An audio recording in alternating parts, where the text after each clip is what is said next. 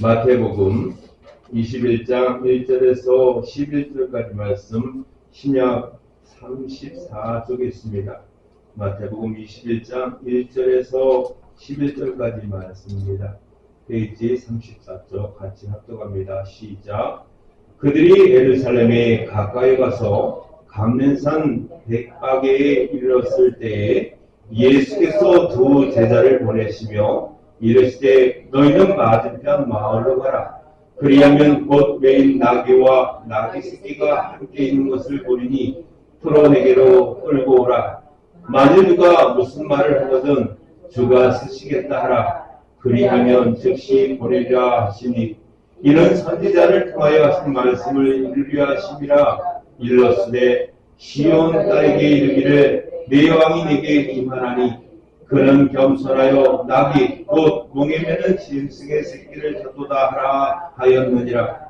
제자들이 가서 예수께서 명하신 대로 하여 나귀와 나귀 새끼를 끌고 와서 자기들의 버섯을 그 위에 얹음에 예수께서 그 위에 타시니 무리에 대다수는 그들의 버섯을 길에 펴고 다른 이들은 나뭇가지를 베어 길에 펴고 앞에서 가고 뒤에서 따르는 무리가 소리 높여 이르되 호산나 다윗의 자손이여 찬송하리로다. 주의 이름으로 오시는 이여 가장 높은 곳에서 호산나 하더라.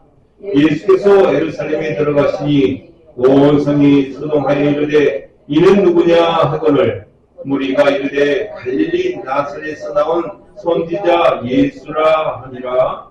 아멘. 할렐루야. 한 주간 잘 평안하셨습니까? 우리 좌우 뒷사람을 보면서 한번 인사해 보지요. 샬롬. 평안하냐 이런 뜻이에요. 예, 이스라엘 방문하시게 되면 입국 심사 받을 때 뭐라고 말하냐면 그 앞에다 대고 입국 심사할 때 이렇게 여권부터 시작해가지고 비자도 검사를 하잖아요. 그럴 때 그 앞에서 샬롬 그러면 그 입국 심사하는 분들이 그냥 있지 않고 쳐다보고 샬롬 이렇게 대답을 해요. 거의 다 크리스찬들이고 또 유대인들이에요. 그래서 유대인이든 크리스찬이든 관계없이 샬롬은 인사말로서 그렇게 인사를 하는 평안하냐 이런 뜻이거든요. 그래서 인사를 하면 입국 심사가 아주 순조롭습니다. 그 뜻이 인사이기도 하지만 나는 하나님을 믿는 사람입니다. 이런 뜻이기도 해요. 그래서 입국 심사가 아주 순조롭게 쳐다보고 샬롬 하자마자 바로 넘겨줘요.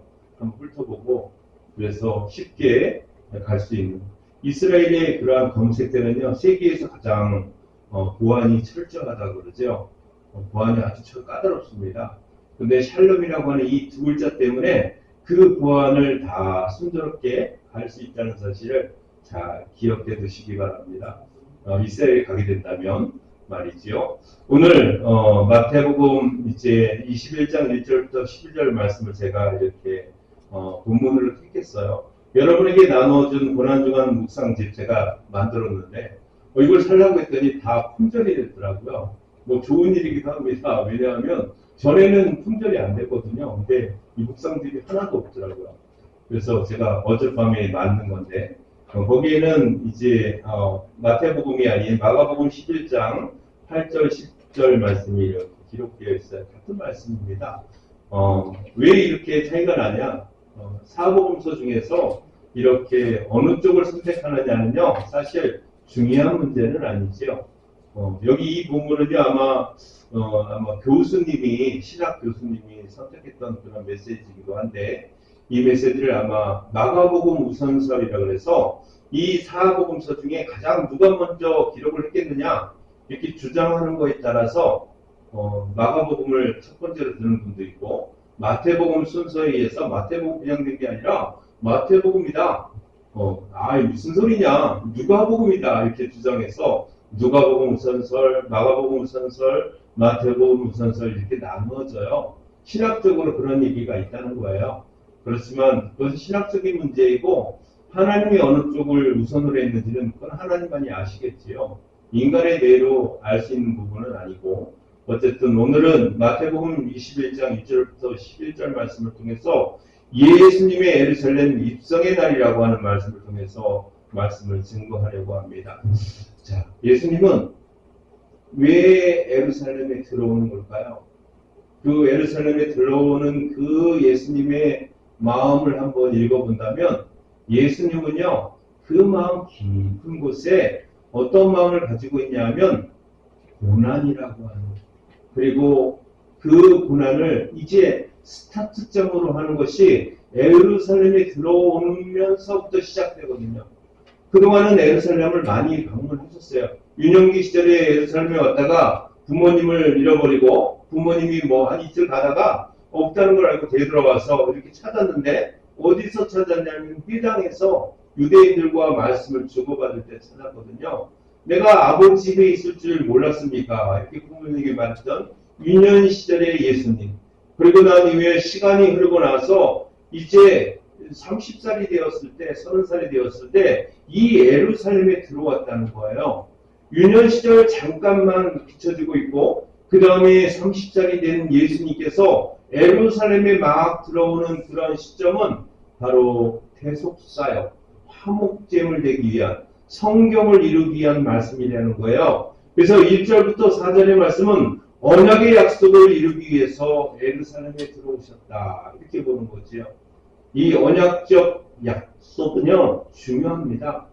어느 이단인가요? 사이비에서 이 구약 성경에 대하여 이렇게 말하더라고요. 아니, 예수님이 메시아라고 하는 그러한 증거가 없고 예수님이 그리스도라고 하는 증거가 구약 성경에는 없는데 왜 자꾸 예수님이 메시아, 그리스도, 구원자라고 말하는가? 이렇게 말하더라고요.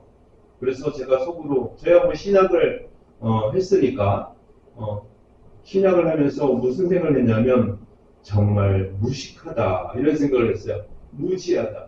왜냐하면 여러분 이사야 53장 1절부터 쭉 읽어보면요, 23장 53장 1절부터 6절까지의 내용을 읽어보면 예수님에 대하여 다 어필을 해놨어요. 그냥 문맥을 따라서 읽어만 봐도 속 깊은 내용을 보지 않아도 그냥 문맥만 봐도 예수님에 대한 말씀이 거기에 자세히 기록되어 있다는 거예요. 성경을 안 읽었다는 거죠. 성경을 정확하게 모른다는 거예요. 예수님이 구약 성경에는 메시아로 예수님이 오신다, 이렇게 글자 문자적으로 적혀 있지는 않지만 그 속에는요 뭐라고 말하냐면 이사야 53장 1절부터 한번 읽어볼까요? 너무 길으니까. 우리가 전한 것을 누가 믿었느냐? 여호와의 팔이 누구에게 나타나느냐? 그는 주 앞에서 자라나기를 연한 순 같고 마른 땅에서 나온 뿌리 같아서 고운 모양도 없고 풍채도 없은즉 우리가 보기에 흠모할 만한 아름다운 것이 없도다. 예수님에 대한 이야기예요. 예수님이 그렇다는 거예요.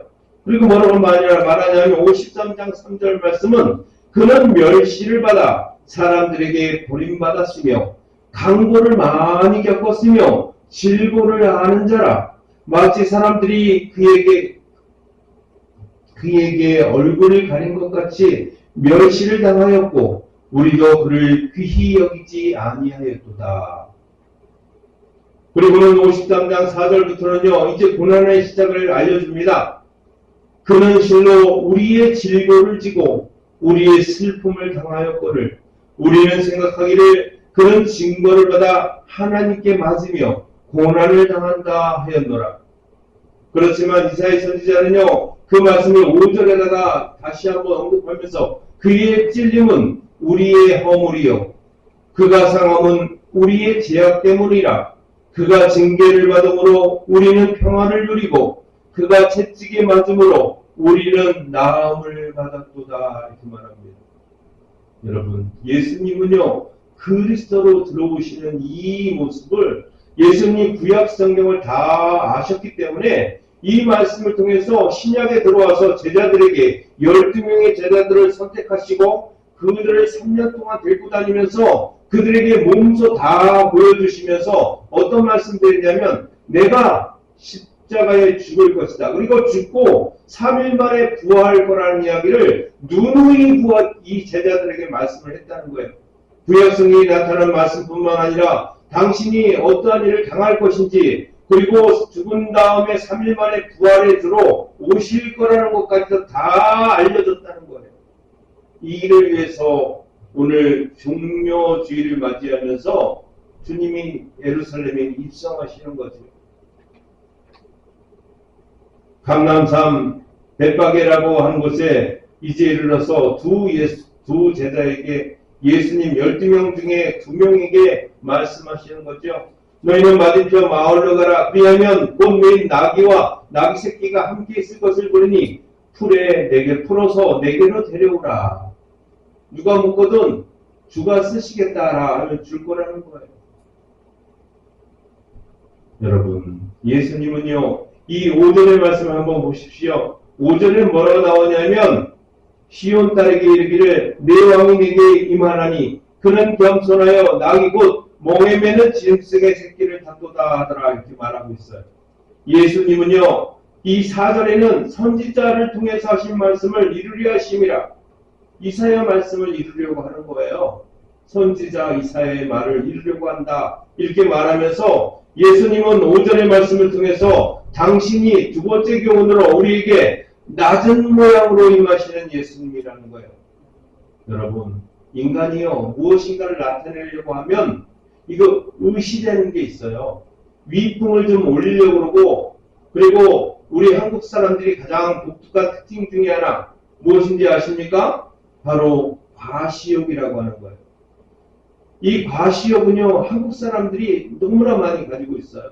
자기 형편이나 자기의 재정이나 살아가는 삶의 모습을 이렇게 나타내려고 하지 않고 과시적으로 나타내려고 하는 것. 그것 중에 하나가 자가용, 승용차, 또는 자기의 명품 아시지요? 가방부터 시작해가지고 여성분들이 좋아하는 가방, 그 다음에 옷 종류, 뭐 이런 것들을 통해서 과시하려고 해요. 백 하나만 들어도 저게 얼마짜리인가? 100만 원짜리